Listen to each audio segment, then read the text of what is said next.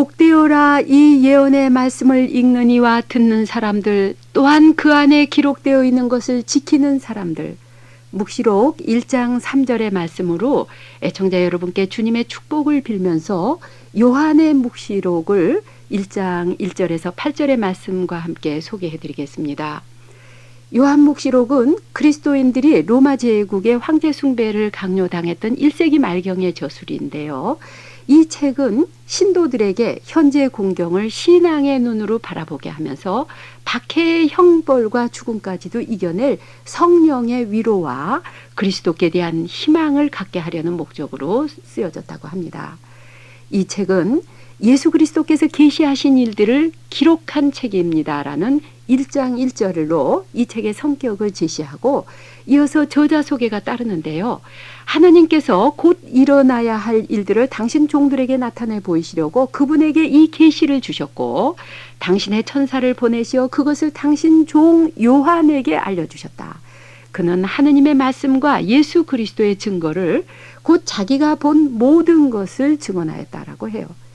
묵시록을 요약한 듯한 이 짧은 1장 1절에서 2절에 두 번씩 반복되어 나오는 예수 그리스도가 이 책의 모든 표상을 이해하는 최종 열쇠임을 알려주고 있어요. 그리고 이 책의 저자에 대해서는 참으로 많은 학설이 분분한데 여기서 우리 신앙에 그렇게 도움이 되지 않는 것이라고 생각돼서 생략하기로 하겠습니다. 구약의 묵시서들처럼 많은 표상을 쓰고 있는 요한묵시록의 표상들은 세기를 통해 가면서 그 시대의 언어와 사건들을 배경으로 새로이 해석하기도 하는데요. 표상 언어의 매력과 신선함이 그리고 또 위험이 여기에 있지 않나 생각해요. 왜냐하면 묵시록은 초세기부터 현대에 이르기까지 많은 사람들에게 큰 위로와 희망을 주면서 동시에 허황된 그 표상에 대한 해석으로 많은 무리를 일으키면서 악용되기까지도 했기 때문입니다. 우리나라에서도 묵시록에 대한 사람들의 관심도가 상당히 높은데요.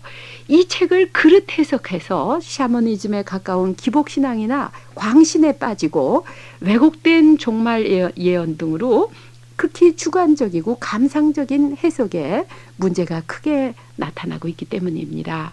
반면에 묵시록의 말씀과 표상을 단순히 하나의 문학 유형으로 간주하거나 이 책을 학문적인 관점으로만 접근하는 태도 역시 문제가 크다고 봐요. 하느님의 말씀에 대한 신앙을 저버린 듯한 학문 연구는 마른 뼈처럼 생명이 없는 논문 몇 조각을 내놓을 뿐인데요. 이것은 성서를 통해서 말씀하시는 하느님의 계시를 저버리는 결과가 됩니다. 그러면 어떻게 해야 우리는 묵시록을 바로 읽고 그 메시지를 바로 알아들을 수 있을까요? 이에 대한 해답으로 1장 3절에서는 복되어라 이 예언의 말씀을 읽는 이와 듣는 사람들 또한 그 안에 기록되어 있는 것을 지키는 사람들이라고 하시는데요.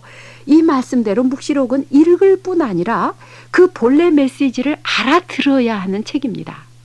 묵시록을 읽으면서 교회 교도권의 바른 해석을 듣고 그 말씀의 메시지를 지키면서 실천하는 사람들이 복되다고 하신 이 1장 3절의 말씀이 묵시록의 7가지 행복 선언 중에 첫 조항이라는 것이 대단히 큰 의미가 있다고 생각해요. 묵시록에는 굉장한 환시와 그에 따르는 놀라운 소리들이 들려오는데요. 그래서 이 책은 웅대한 오케스트라의 반주로 연주되는 한편의 장대한 오페라와 같다고 생각을 해봤어요. 그 환시들로 무대 장식들과 이 의상과 배경을 이루고 웅대한 자연의 소리와 천상 합창대에 맞추어서 수많은 배역들의 노래를 부르는 대오페라를 상상하게 해줍니다.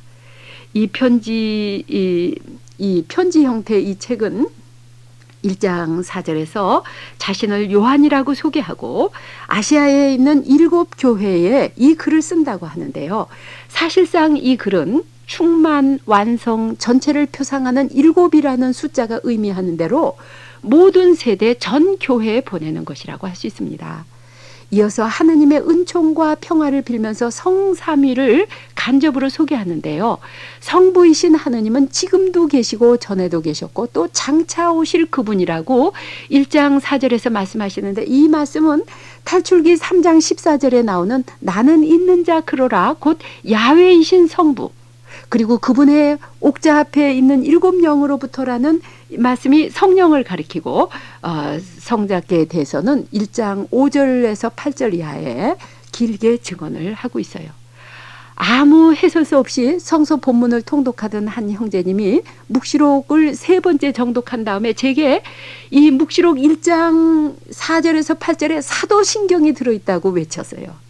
요한복음에는 죄의 용서가 기쁜 소식이었는데 묵시록 1장 5절에서는 죄에서의 해방을 복음으로 주셨나라고 환성을 올리면서요. 복음이란 무엇인가에 대한 정의가 이 묵시록 1장 5절에서 6절의 말씀에 들어있음을 발견했노라고도 했습니다. 사실상 이 죄의 용서나 죄에서 풀어주심이나 같은 의미인데요. 죄에서 완전히 해방되어 자유로워진 상태로 만들어주신다는 이 소식이 얼마나 천실한 기쁨이죠.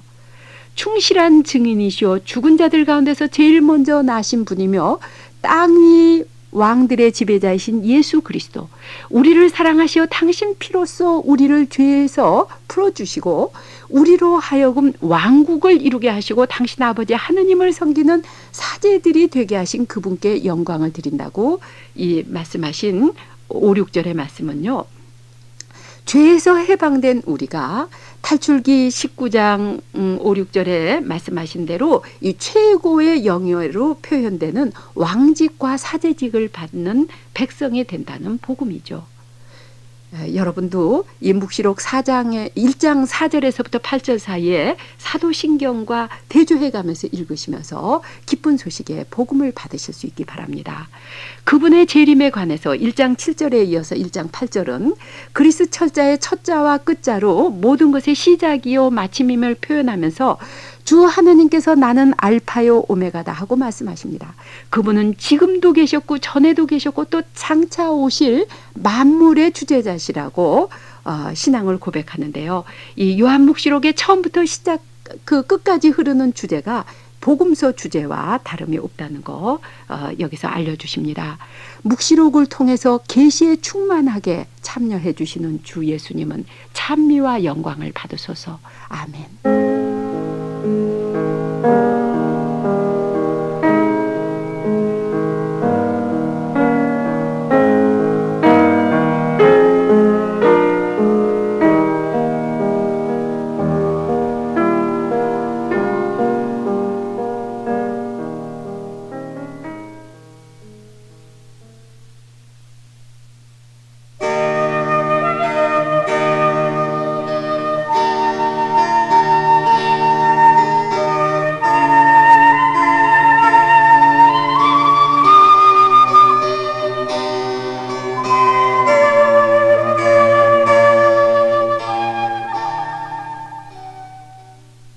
예수님, 두려워하지 말라. 나는 처음이요 마지막이며 살아있는 자다. 나는 죽었었다. 그러나 보라, 이제 나는 영원 무궁히 살아있고 죽음과 저승의 열쇠를 가지고 있다.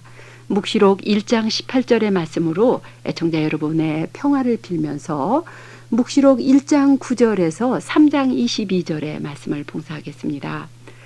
묵시록의 저자 요한은 주님의 날 영에 사로잡혀서 그가 보는 것을 7교회에 적어보내라는 나팔소리 같은 큰 음성을 들었고 7개의 황금 등경과 그 등경들 한가운데 인자 같은 분을 보았다고 하는데요.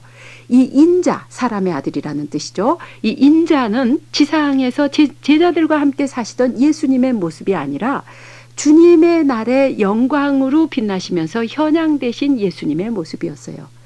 그 인자는 교회 한가운데 계시면서 교회의 고통을 아시고 그 고통을 구원할 권능을 지니신 그리스도의 현존을 상징하면서 성령을 암시한다고도 하죠. 인자의 발에까지 내려오는 긴 옷은 대조간직을, 금띠는 왕권을 상징하고 머리털이 눈같이 희다는 것은 영원성을, 그리고 눈이 불꽃 같음은 신적인 통찰력과 전지하심을 나타내는 것으로 모두 하느님이신 그리스도 예수님의 어미를 나타내는 표상들입니다. 그분의 손에 들린 7별은 세계의 참 지배자이신 그리스도를, 그리고 입에서 나오는 쌍날칼은 하느님의 말씀과 심판을, 또 큰 물소리 같은 그분의 음성은 묵시록 정권을 메아리치는 하느님의 어미하심에 대한 경외심을 표현하고 있어요. 요한이 소아시아 7교회에 보낸 편지들은 각 해당 지역교회의 특수 상황을 언급하지만 그 교회 공동체의 현상들은 역사를 통해서 세계 모든 교회에서 비슷하게 일어나는 일이죠. 7통의 편지는 그 형식과 내용에 일정한 도식이 있는데요. 각 개별 교회의 상황에 맞는 격려, 칭찬, 훈계, 경고, 책망 등이 나오고 영원한 삶을 약속하는 다양한 표상들로 절정을 이루고 있어요. 여기서 매 편지를 마칠 때마다 귀 있는 자는 영의 교회들에게 말씀하시는 것을 들어라고 하시는데요. 이 예수님의 훈계는 지상의 교회를 인도하시는 성령의 훈계임을 알리고 있습니다. 각 편지는 보이지 않게 교회 안에 현존하시는 주님의 모습을 달리 표현하고 있는데요. 공통점은 주님께서 친히 칭찬과 책망으로 교훈으로 교회를 이끄시고 돌보시고 교회의 충성을 영원히 보상하신다는 격려와 위로의 말씀입니다. 이처럼 7교회에 보내는 편지에서는 자녀를 책망하고 칭찬하면서 훈계하는 그 주님의 자상함이 표현되는데요. 묵시록에 앞으로 나올 우주적인 범위의 7가지 여러 그 현상들이 이 7편지에 압축되어 있음을 알 수가 있어요. 여기서 묵시록에 자주 나오는 숫자 표상에 관해서 간략하게 한번 생각해 보겠는데요. 앞서 말했던 그 7이라고 하는 숫자는 충만을 나타내는 완전 숫자라는 거 말씀드렸죠. 이에 비해서 6은 완전수에서 하나를 뺀 숫자이니까 불완전함을 나타내죠. 또 3과 2분의 1, 이 7의 절반으로 불완전입니다. 고통과 시련과 박해의 시기를 표상해요. 그리고 이제 앞으로 나오게 될 1260일 이런 거 42개월인데 3년 반으로 같은 의미를 지니고 있죠. 그리고 12이라는 숫자는 완전수이죠. 12 마찬가지입니다. 10진법에서 또 12진법에서 완전수는 10과 12이거든요. 이스라엘 12지파 또 신학의 12사도를 표상하고 있는 이 12 그리고 사방을 가리키는 4 이런 거 다 좋은 숫자입니다. 또 창조된 세상을 상징하면서 이 4라고 하는 숫자를 나타내고 40이라고 하는 숫자는 여기 4에다가 열을 보탠 것으로서 준비기간, 실현기간 나타내기도 하죠. 1000은 상당히 많은 수요를 나타내고 있어요. 이렇게 묵시록에서는 숫자로서도 얘기를 하고 있습니다. 7교회 보낸 편지에 나타난 교회 문제들을 대별해 보면 사도 바울로 전도의 중심지였던 에베소 교회는 거짓 사도의 허위를 가려내야 했고 또 니골라오파의 소행을 미워했던 것은 잘한 일이지만 나무랄 일은 그리스도 신자들 간에 처음에 지녔던 이 첫사랑을 저버린 일이라고 책망하십니다. 스미르나 교회는 사탄의 무리에서 시험을 당할 것이지만 죽기까지 주님께 충성을 다하면 생명의 월계관을 받고 두 번째 죽음의 화를 입지 않으리라고 해요. 황제 숭배로 유명했던 그 사탄의 왕자로 위협당하는 베르가메 교회는 이미 순교자가 나왔지만 니콜라오파의 거짓을 고집하는 자들이 아직 회개해야 한다고 하세요. 이 교회에 하신 약속은 승리하는 이에게는 내가 감추어진 만나를 주겠고 또 그에게 흰 돌을 주겠다. 그 돌에는 새로운 이름이 새겨져 있고 그것을 받는 사람 외에는 아무도 그 이름을 알지 못한다고 했는데요. 여기서 승리와 기쁨이 새긴 흰 돌은 영원한 생명의 잔치인 성찬례에 참여할 자격의 증표를 암시한다고도 해설하죠. 그리고 이사야서 65장 15절에 나의 종들은 새 이름을 받으리라는 말씀과도 연결이 됩니다. 상업도시인 티아디라 교회는 그 11개에 나오는 아합항의 악처 이세벨의 이름으로 상징하는 거짓 예언자를 벌하지 않았다는 것을 체크하고 있어요. 또 죽음에서 깨어나라고 하시는 사르디스 교회에 이어서 유일하게 칭찬받는 필라델피아 교회는 하느님의 말씀을 잘 지키고 그분의 이름을 모른다고 하지 않았기에 하늘에서 하느님으로부터 내려오는 새 예루살렘의 이름과 현양된 주님의 이름인 새 이름을 써주겠노라고 하셨어요. 그리고 라오디게아 교회는 미지근해서 덥지도 차지도 않으니 주님의 입에서 뱉어내겠노라고 하시죠. 이 해당 교회 메시지들을 전한 다음에 매번 귀 있는 자는 영의 교회들에게 말씀하시는 것을 들어라 하시는 이 말씀으로 끝나는데, 주님께서는 내가 사랑하는 자일수록 나는 책망도 하고 징계도 한다. 그러므로 너는 열성을 다하고 회개하여라. 보라, 내가 문 앞에 서서 두드리고 있다. 누구든지 내 목소리를 듣고 문을 열면 나는 그에게 들어가 그와 함께 만찬을 나누고 그도 나와 함께 나눌 것이라고 말씀을 하십니다. 주님, 몹시도 암울한 모든 실직자들과 고통의 시리에 잠긴 남한과 북한의 우리 모든 그 결애들의 아픔을 묵시록의 희망으로 치유시켜 주시며 고통 중에서 참고 인내할 힘의 보루가 되어 주시고, 저희 가운데서 묵시록의 주님을 찬양하게 하심으로 주님은 영광 받으소서. 아멘.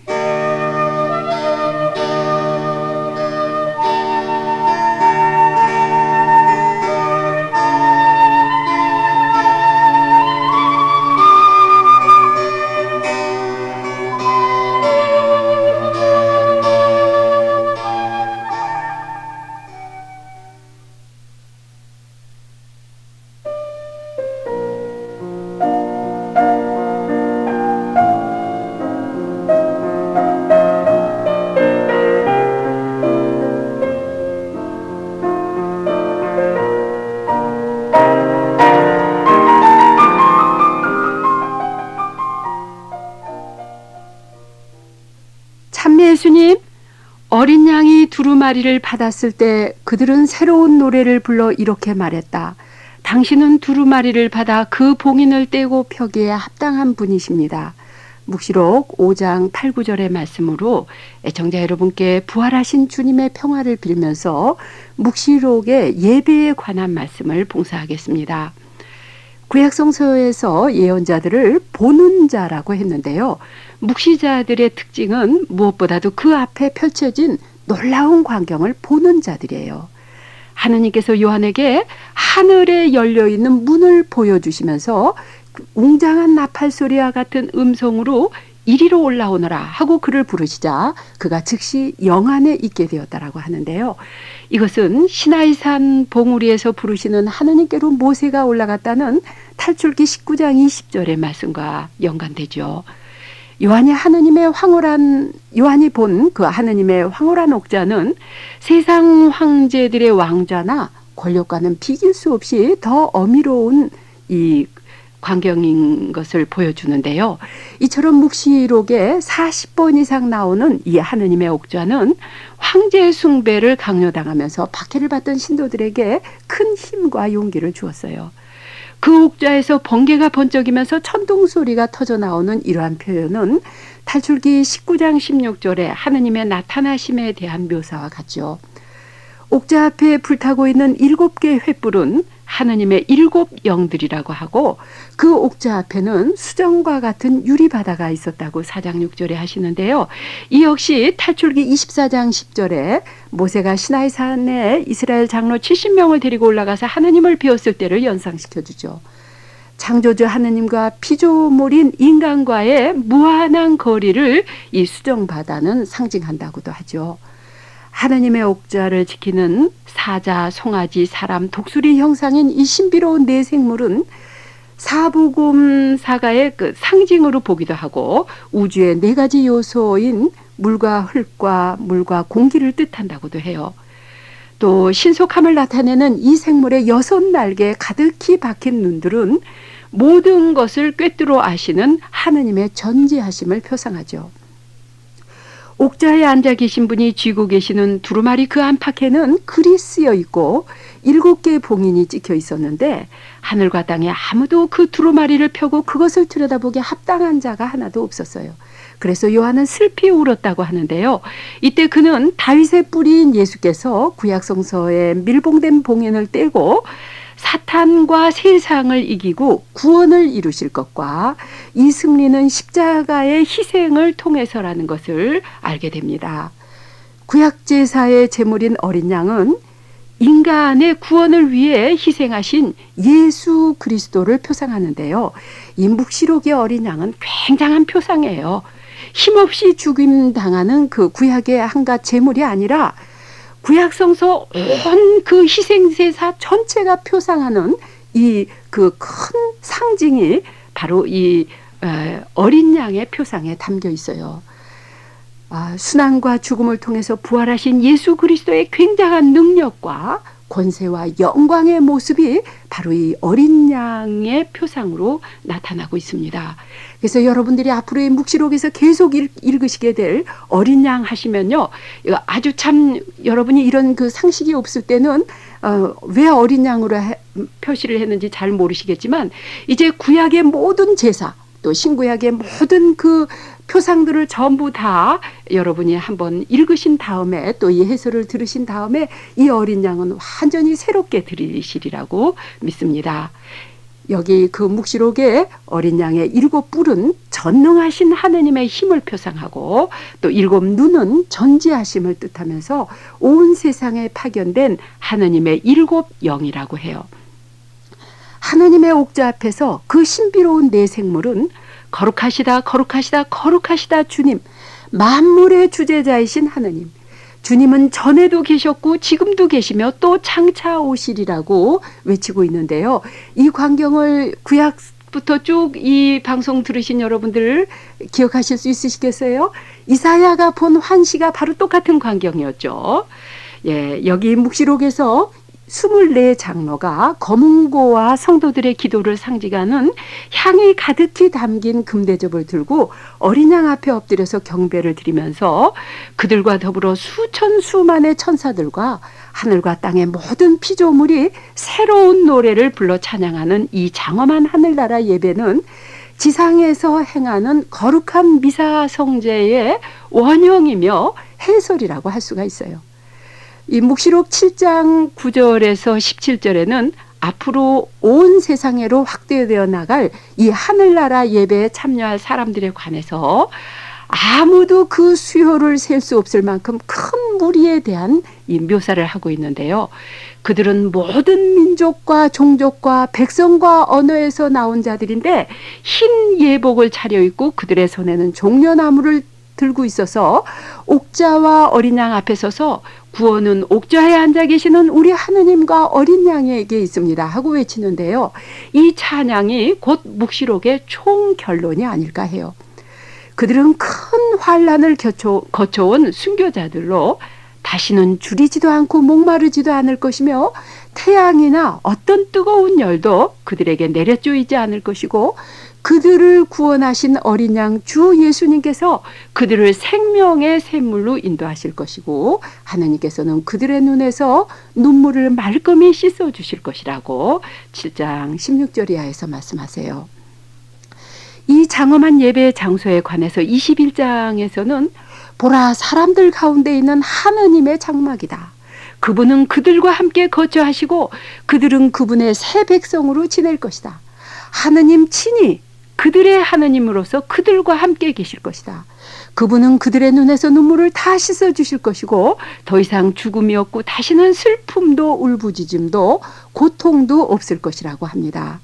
이렇게 묵시록 전체가 특별히 이 4장에서 6장까지가 이 예배를 얘기해 주시고 또 이 미사성제의 신약의 예배인 미사성제의 해설과도 같은 역할을 한다는 것 여기서 다시 한번 언급을 하고 싶습니다. 십자가에 희생되신 하느님의 어린 양이신 주님, 저희가 묵시록 예배의 감격으로 미사에 참여할 은혜를 청합니다. 구세주 예수의 희생을 재현하는 미사의 삶과 주 예수님의 성체를 나누는 사랑의 신비를 저희가 살게 하심으로 주님은 찬미와 영광을 받으소서. 아멘.